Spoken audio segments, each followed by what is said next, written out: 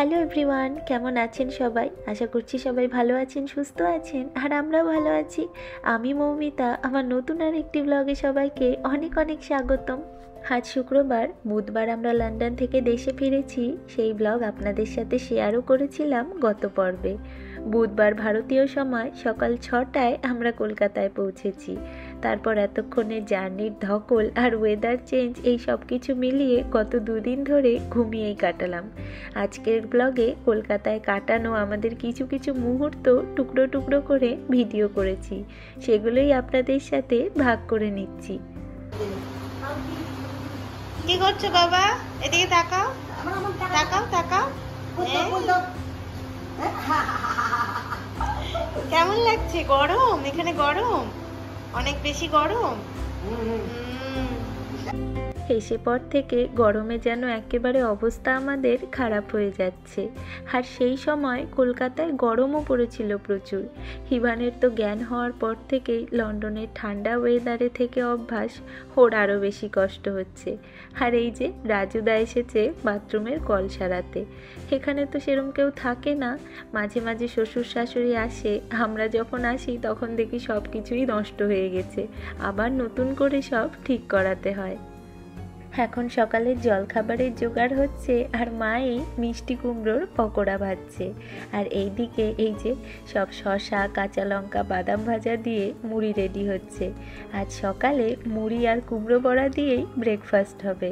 আর এইদিকে মা এক কৌটো মুরগি করে রেখেছিল, সেটাই আমি খাচ্ছি অল্প অল্প করে। আমার আবার এটা খেতে খুব ভালো লাগে। ওই যে গুড় দিয়ে মুরগি করে না, সেটাই। আর এদিকে কৃষ্ণেন্দু ব্রেকফাস্ট সেরেই যথারীতি অফিসের কাজে বসে পড়েছে। ইভানের ব্রেকফাস্টে আজ করেছি অল্প করে আলু গাজর দিয়ে আর সামান্য একটু মশলা দিয়ে আটার নুডলস। আর এইটা হলো লিপিকা। ইভান যখন খুব ছোট্ট, মানে ইভানের জন্মের পরপরই আমি ওকেই রেখেছিলাম, আমার সাথে থাকতো, ইভানকে দেখতো। তখনও ওর বিয়ে হয়নি, আমরা লন্ডন চলে যাওয়ার পর ওর বিয়ে হয়। এবার এসে দেখছি ওর একটা মেয়েও হয়েছে। তখন ওই ইভানকে দেখতো, ইভানের সাথে থাকতো। তো ওর আবার মেয়ে হয়েছে।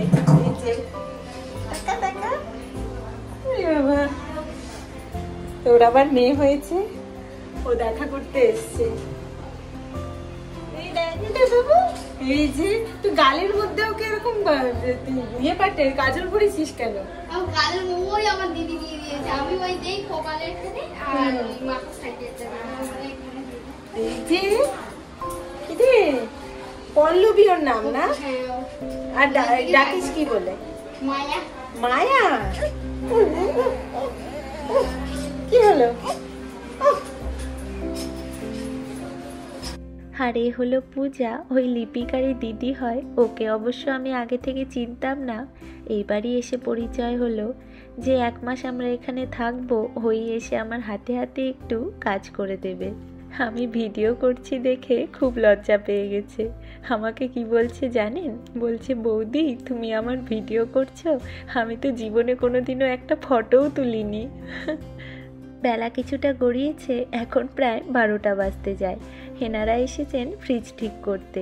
ওই যে আগে একবার বললাম না, যে ঘরে মানুষ না থাকলে, জিনিসপত্র ব্যবহার করা না হলেই ব্যাস শেষ।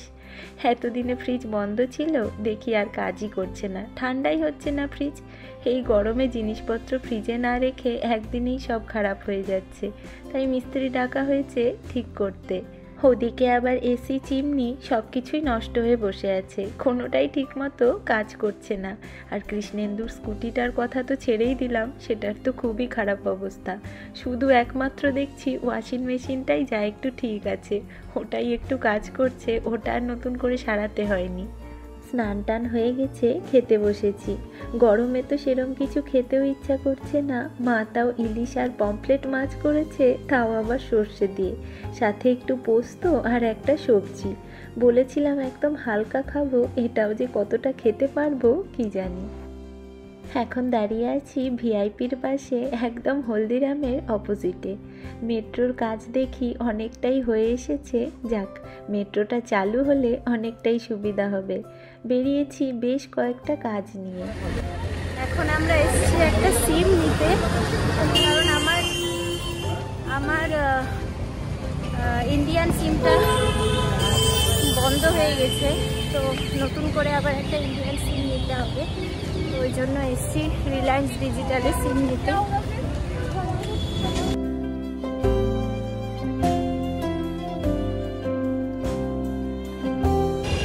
রিলায়েন্স ডিজিটাল থেকে বললো যে ওরা এখন সিম দেয় না, 1 নম্বরে যেতে বললো। তো 1 নম্বরে মন্দির মসজিদের গলিটা, ওখানে নাকি জিওর সিম দেয়, ওখানেই যাচ্ছি। চলো বাবা।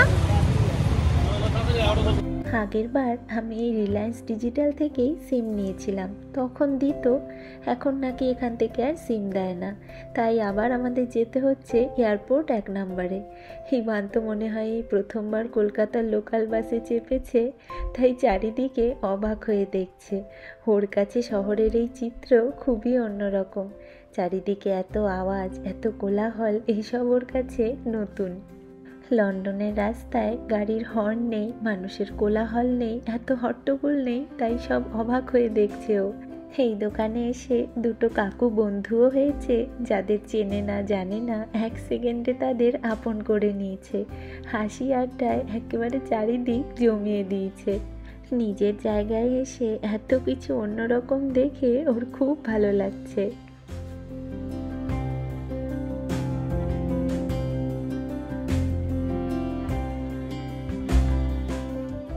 বাড়ি ফিরে কৃষ্ণেন্দু আবার কিছু খাবার অর্ডার করেছিল। বহুদিন হলো ভালো করে মোমো খাইনি। কলকাতায় যে 1 মাস থাকবো, একেবারে চুটিয়ে খাবো বাইরের খাবার, তাই অর্ডার করেই ফেললাম মোমো। ওই 2-3 রকমের মোমো অর্ডার করেছিল, এইটা নাকি হলো আবার ঝোল মোমো। আমি এটা ফার্স্ট টাইম খাবো, দেখি কেমন লাগে। আজ রবিবার, সন্ধে হতেই বেরিয়েছি ঘরের জন্য প্রয়োজনীয় কিছু জিনিসপত্র কিনতে। সেরকম বেশি কিছু নেব না, বেশিরভাগ জিনিসই অনলাইন অর্ডার করা হয়েছে, ওই টুকিটাকে কিছু নেব আর কি। এসেছি বিশালে, আজ সকাল থেকে বাবা আর ছেলেতে কথা হয়েছে বিশালে যাবে খেলনা কিনতে, তাই ইভান বিশালে কি পাওয়া যায় সেই নিয়ে খুবই এক্সাইটেড ছিল। এইটা আমার বেশ পছন্দ হলো, দেখুন কি সুন্দর। শুধু খেলার জন্য নয়, ঘরে সাজিয়ে রাখার জন্যও কিন্তু বেশ সুন্দর জিনিসটা। সেই এত খেলনা দেখে খুবই খুশি সে। পছন্দ মতো একটা গাড়ি তুলে নিয়েছে, তারপর আমরাও শান্তি মতো একটু কেনাকাটা করে নিয়েছি। এখান থেকে কি কি নিলাম সেগুলো বরং আপনাদের ঘরে গিয়ে দেখাচ্ছি। কেমন?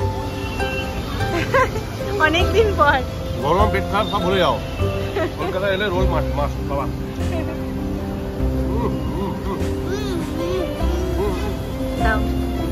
ভালো ভালো। বিশালের ঠিক সামনে এই স্বামী স্ত্রীর ফাস্টফুডের দোকান। ওইদিকে ওনার স্বামীর এগরোলের দোকান, আর এইদিকে ওনার চপ, ফিশ ফ্রাই, ফিশ ফিঙ্গারের দোকান। সেই দোকান থেকে আসবার পথে কিনে নিয়েছিলাম এরকম গরম গরম চিকেন পপকর্ন, খেতে জাস্ট অসাধারণ ছিল। এবার চলুন আপনাদের দেখাই আজকে বিশাল থেকে কি কি কিনলাম। এই ছেলের জন্য একটা পেন্সিল বক্স, এই অল আউট, আর কৃষ্ণেন্দুর একটা টি শার্ট, একটা ছাতা নিয়েছি, আর এটা একটা হিমালয়ের D10 ফেস ওয়াশ, আর আরও কিছু ফেস ওয়াশ কিনেছি, ওই নিম ফেস ওয়াশ। আর এদিকে আছে ছেলের জন্য একটা পাজল বক্স, আর কিছু বিস্কুটের প্যাকেট।